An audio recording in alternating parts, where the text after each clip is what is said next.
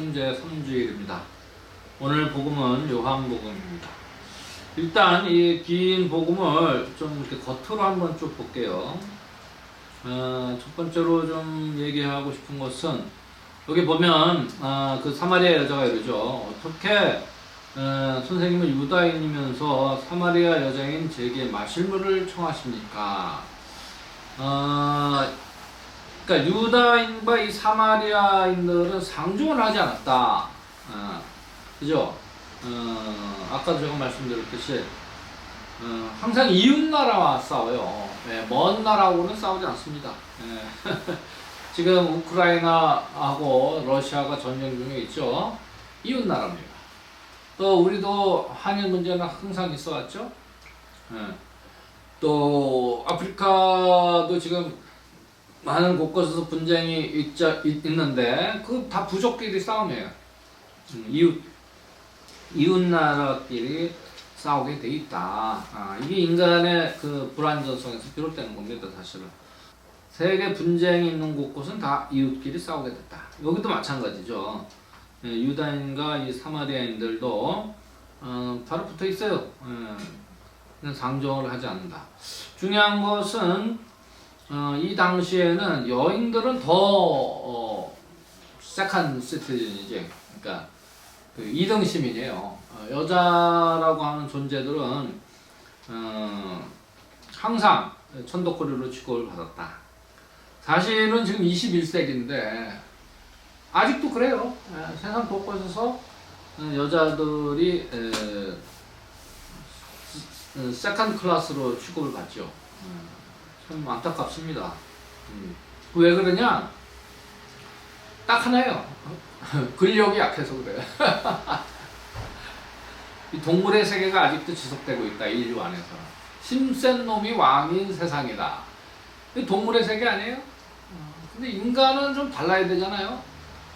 생각하는 존재이기 때문에 생각하고 무슨 힘으로 억누르고 힘으로 뭘 뺏고 이런 존재가 아니고 생각하고 이성적으로 합리적으로, 그죠?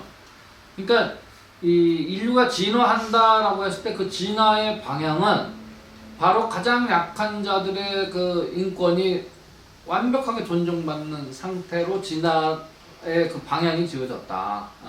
그러니까 약자들도 인간으로서의 그 존엄성을 존중받는 세상이 인간의 그 인류의 그 진화의 그 종점이다라는 거예요. 종점. 그걸 우리가 좀 생각해야 됩니다. 어찌됐든 이 예수 시대도 마찬가지로 그런 것들이 지금 이제 횡행하는 거죠. 그러니까 이 여자가 깜짝 놀라는 거야.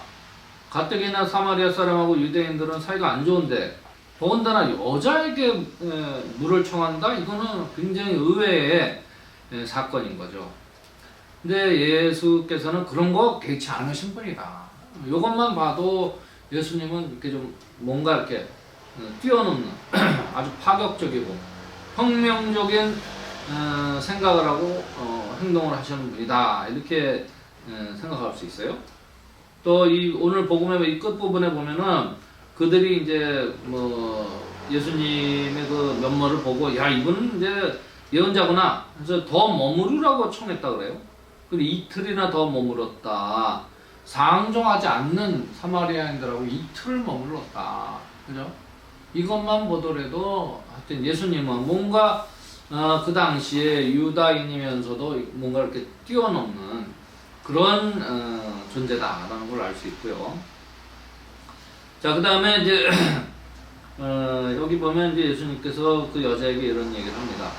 이 물을 마시는 자는 누구나 다시 목마를 것이다. 그러나 내가 주는 물을 마시는 사람은 영원히 목마르지 않을 것이다. 이건 분명하죠. 이 세상의 그 것들, 세속의 모든 것들은 한계가 있고 끝이 있어요. 그죠? 물을 마셨는데 끝이 있으니까 또 마셔야 되고 또 마셔야 되고. 그죠? 우리가 지금 사는 이 현세는 한계가 있고 끝이 있고 무언가 부족하다. 영원한 게 아니에요. 그러니까 우리도 죽는 거 아니에요? 그건 이제 인간 존재 불완전성이고 그 피조물 완전하신 한 분, 영원하신 분이 창조하신 그 모든 피조물은 끝이 있고 한계가 있다. 죽는다. 이런 것이죠. 그러니까 이 세상, 세속과 예수님이 말씀하시는 그 영원한 세상, 이건 완전히 다른 세상이라는 것을 예수님께서 이 물을, 그러니까 세속의 물과 그 당신이 주시는 물을 비유를 통해서 이렇게 말씀을 하십니다. 또 이제 중간 쪽으로 보면요, 재밌습니다. 여기서 보면 아주 그 특별한 이야기를 해요. 너희는 알지도 못하는 분께 예배를 드리지만 우리는 아는 분께 예배를 드린다. 이 말씀을 했어요. 이것도 재밌어요. 그러니까 여기서 이제 또 아까 이제 예수님께서 뭔가 파격적이고 뭔가 이게 더 그 저 위를 향하는 또 고차원적인 그리고 그 당시의 사람들, 그 당시의 유다인들이 생각하지 않은 그런 파격이고 경계가 없고 모두를 이렇게 아우르는 그런 어떤 도사의 풍모가 있는가 하면 이 대목에서 보면은 굉장히 또 유다인들의 시각에 편협하게 그 문화 안에서 살았기 때문에 어쩔 수 없는 그 제가 언젠가도 말씀을 드렸지만 그 예수님의 한계를 보여주는 말씀을 하세요. 이게 뭐냐면 구원은 유다인들에게서 오기 때문이다. 그죠? 유다인들의 한계죠. 선민의식. 그죠? 요거는 이제 어쩔 수 없어요. 예수께서도 유다 문화 안에서 성장하셨기 때문에 이러한 지식이 있는 거지, 그냥. 그럼에도 불구하고 뭔가 이렇게 뛰어넘는 존재다라는 거죠. 그 다음에 이제 쭉 보면요. 일단 이제 그거 이렇게 겉으로 보면 이제 이런 것들이고, 그 다음에 이 전체 복음에서 흐르는 것들 하나 제가 좀 묵상 중에 좀 발견한 게 있어요. 이게 뭐냐면, 안다라는 거예요, 뭔가. 아는 것. 여기 보면은, 봅시다. 예수께서 이런 얘기를 해요. 하느님의 선물을 알고, 또 나에게 마실 물을 좀 다오하고, 너에게 말하는 이가 누구인지 알았다라면, 알았다, 알고, 이런 표현들이 나오는 거죠. 그리고 이 뒤에도 보면요. 너희는 알지 못하는 분께 예배를 드리지만 우리는 아는 분께 예배를 드린다. 뭔가 안다는 거예요. 그 다음에 이 여자도 이런 얘기를 해요. 메시아께서 오신다는 것을 압니다. 오신다는 건 알아. 그리고 그분께서 오시면 우리에게 모든 것을 알려주시겠지요. 안다는 거예요. 여기 자꾸 이렇게 포커스가 맞춰져요. 또 여기 보면 이제 예수가 중간에 빼먹은 것도 보면 예수가 이 여자가 남편이 지금 있지만 그 남편도 사실 진짜 남편은 아니다. 뭐 이런 걸 이제 알아맞힌단 말이에요. 알아맞힌다. 이런 것들이 있고요. 그 다음에 이제 뒷부분에 보면 우리가 직접 듣고 이분께서 참으로 세상의 구원자이심을 알게 되었어. 알게 되었다. 여기서 이제 안다, 알게 되었다, 알아맞혔다 이런 게 계속 나오잖아요. 그래서 이 복음의 이 전체적인 이 밑에 흐르는 어떤 진리지, 진리. 이것은 무언가 우리가 깨달으면은 그 깨달음, 알게 되는 게 깨달은 거 아니에요? 깨달으면은 이제 그 이상의 것을 보게 된다는 거지. 그러면 그러니까 진리가 너희를 해방할 것이다. 그죠? 이거 굉장히 유명한 거 아니에요? 진리를 뭔가 깨달으면 이제 눈이 이렇게 확 열려. 개안 열려서 깨닫는 거야. 이제 깨달으면 이제 이 세상의 그 속세에서 해방된다. 얽매이지 않게 돼요. 무언가 집착해서 해방되는 거야. 아둥바둥 이 속세에서 힘겹게 고통스럽게 사는 그 삶에서 뭔가 해방될 수 있다라는 그런 진리가 이 안에 이제 숨어 있다라는 것이죠. 여러분, 이 종교라는 것도 마찬가지입니다. 여기 보면 이제 이 여인도 그렇고, 그 유다인들이 믿는 하나님 안다는 거지. 최소한 이름도 알잖아. 유다인들의 하나님은 야훼라는 이름. 야훼라는 이름을 아니까 우리 아는 신에게 무언가 예배를 드린다라는 거고, 이 이방인들은 모르면서 비나이다 한다는 거지. 모르니까 이제 온갖 신들을 다 불러내야 되는 거야, 사실은. 그죠? 모르니까.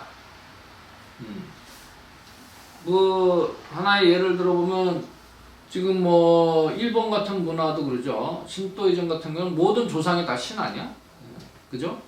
또 인도도 수만 종의 그 신들이 있어요. 그러니까 인도의 그 힌두이즘 문화 안에서도 온갖 몇만 명의 신이 있어요. 그래서 그 무슨 그 신 너무 많으니까, 그래서 신들의 대표를 모아서 무슨 시바 신이니 한 6명 정도의 신으로 이렇게 줄여놨다 그래요.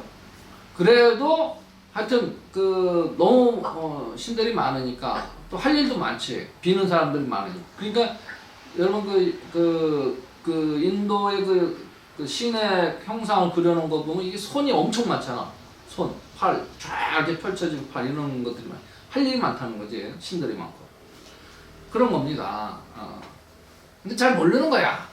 모르니까 그냥 이신 저신 온갖 잡신 다 불러서 천공도 부르고 그냥 건진도 부르고 막 그러는 거 아니야? 모르니까 그러니까 모르니까 다 불러내야 되는 거야. 또 예를 들면 우리나라 그 무속인들 중에는 이제 뭐 장군신을 모신다거나 무슨 그죠? 또 관우를 모시는 분, 심지어 메가더 장관을 모시는 무속인도 있어. 그래서 누가 물어봤대. 메가더 신이 나오면 영어로 말씀을 하신답니까? 아니래. 메가더 신이 한국말로 한대. 어찌됐든 모르니까 이런 여러 가지 이상한 일들이 일어나는 거 아니겠습니까? 몰라요. 정말 무식해.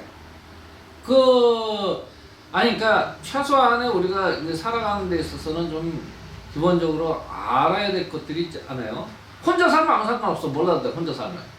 무인도에서 나 혼자 살면 나 혼자 마음대로 살면 되는 거지 뭐. 근데 우리가 함께 어우러져서 살아가는 세상이기 때문에 서로의 뭔가 공통 분모가 있어야 예의를 지키면서 싸우지 않고 합의를 해가면서 살아가는 거 아니에요?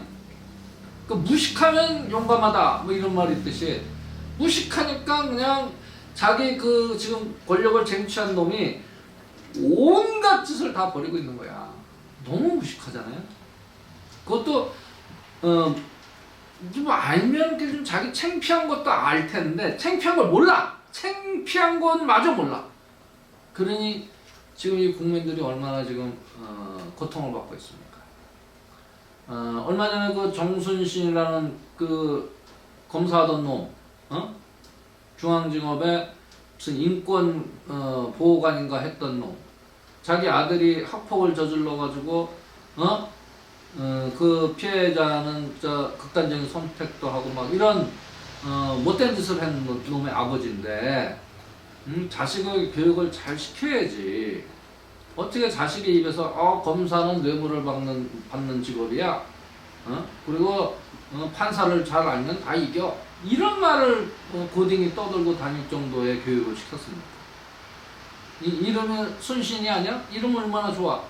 이순신 이름 딱 따가지고 정순신의 그 부모가 지어줬을 거 아니야, 이름은? 정순신이라고? 근데 그럼 못된 짓을 해. 그놈이 뭐라고 그랬어요? 검사는 뭐야? 수사는 유죄를 만들어내는 게 목적이다. 이런 표현을 했다는 거야. 수사가 그래요? 수사한다는 것은 진실을 밝히는 게 수사예요. 유죄를 목적으로 하지 않아요. 근데 어떻게 검사라는 놈이 그런 말을 해? 그러니까 무식하다는 거야. 모르는 거야, 이놈도. 정말 한심하지 않습니까? 아이고 참.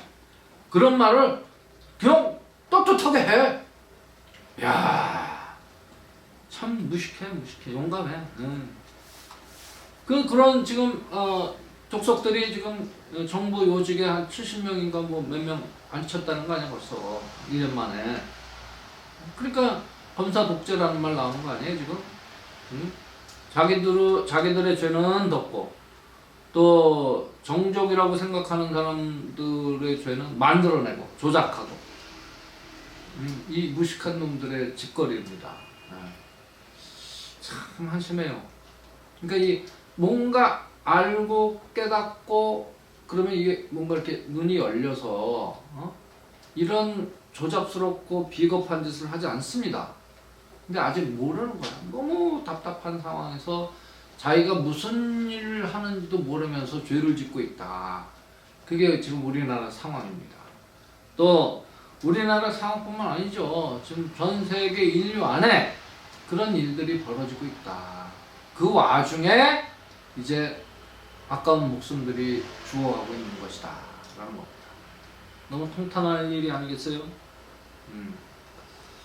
자, 오늘 이 사선제 3주일에 오늘 이 긴 요한복음을 보면서 예수님께서 우리에게 알려주시는 것은 무언가 이 진리를 좀 깨닫고 그 깨달은 것들을 우리가 실천할 때 눈이 열려서 이 속세 안에 이 진짜 금방 얼마 안 있으면 변하고 썩어 없어질 이 세상에 집착하지 말고 무언가 더 영속적이고 영원한 것에 가치를 두고 우리 신앙인들이 살아가야 되겠다.